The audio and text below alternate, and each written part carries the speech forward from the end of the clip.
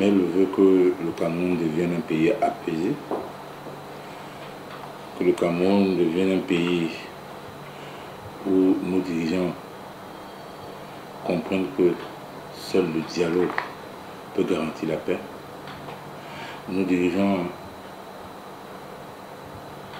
vont sortir de leur autisme et de leur condescendance pour comprendre que quand quelque chose ne va pas, on peut s'asseoir avec tout le reste. J'aimerais également le vœu que la crise anglophone, qui a connu une escalade particulière, n'est-ce pas, ces derniers mois, que la calmie revienne. Et que ceux qui nous gouvernent sachent une chose, c'est quoi? C'est que on ne déclare pas la guerre à son peuple. La crise anglophone nous a coûté plus que n'aurait pu coûter le dialogue.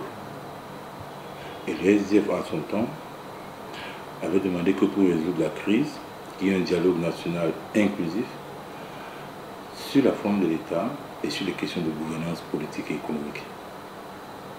Parce que seul le dialogue peut mettre fin à cette escalade. J'aimerais également que nos dirigeants comprennent une fois pour toutes que la forme de l'État doit être le consensus du moment, clairement établi par le peuple à travers une constituante qui peut déboucher sur un référendum. On n'impose pas la forme de l'État. Que nos dirigeants comprennent une fois pour toutes que la décentralisation a échoué. Que nos dirigeants en 2018 s'attellent à mettre sur pied les institutions prévues dans la Constitution de 1996, à savoir les conseils régionaux, parce que s'il y avait eu les conseils régionaux, la tectonique politique qu'on a observée dans les deux régions du Nord et du Sud-Ouest n'aurait jamais atteint Yaoundé. Que nos dirigeants mettent également une fois pour toutes le Conseil constitutionnel, qui est un organe extrêmement important dans les mécanismes de dévolution du pouvoir politique. Ça fait, depuis 1996, ça fait 21 ans que ces deux institutions importantes sont inscrites dans la Constitution. Il est temps, parce que 21 ans, c'est déjà plus que l'âge de la majorité, que nos dirigeants comprennent qu'il est temps de mettre sur pied ces deux organes extrêmement importants. Que nos dirigeants également comprennent que toute politique économique qui ne tient pas en compte, je veux dire qui ne tire pas vers le haut, le peuple dans son ensemble, est une politique vouée à l'échec. Tout simplement pour dire que nos dirigeants doivent comprendre que nous sommes tous copropriétaires de ce pays, que le pays nous appartient à nous tous.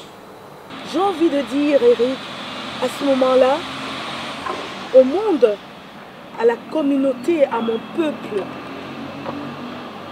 la vie ce n'est rien. La vie ce n'est rien. Regardez tout ce que vous avez enterré dans votre famille. Regardez ceux qui ont laissé les plus grosses fortunes du monde.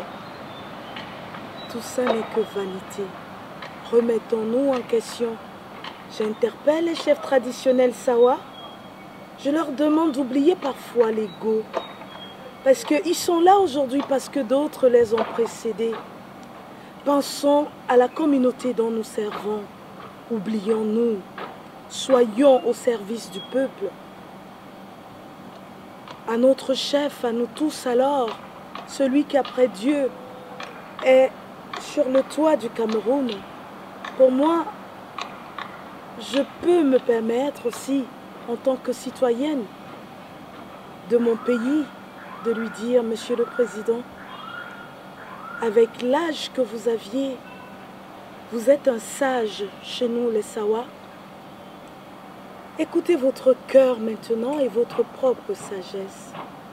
Les alentours, c'est vrai, peuvent pourrir notre gouvernement ou ce que nous voudrons faire. Vous êtes un être très intelligent. Mais le peuple camerounais souffre, Monsieur le Président. Les Camerounais souffrent, Monsieur le Président. Vous avez du cœur. Votre épouse est une dame de cœur. Arrêtez-vous un peu sur le peuple camerounais. Et demandez-vous en cette nouvelle année, à l'aube de 2018, réellement, quelle serait la plus belle chose à faire pour ce peuple?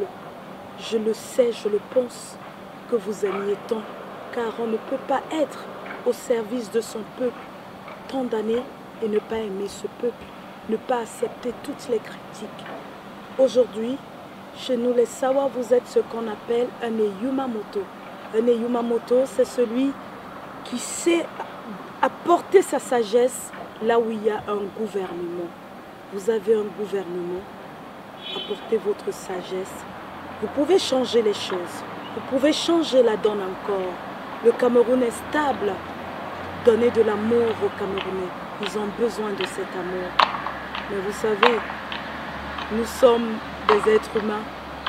Vous avez beau faire, ils auront toujours quelque chose à dire. Mais que Dieu bénisse le Cameroun, que Dieu apporte l'amour dans le cœur de mes frères, dans le cœur des artistes, dans le cœur des gouvernants, dans le cœur de tout Camerounais, qu'il apaise les douleurs de tous ceux qui ont été éprouvés en 2017.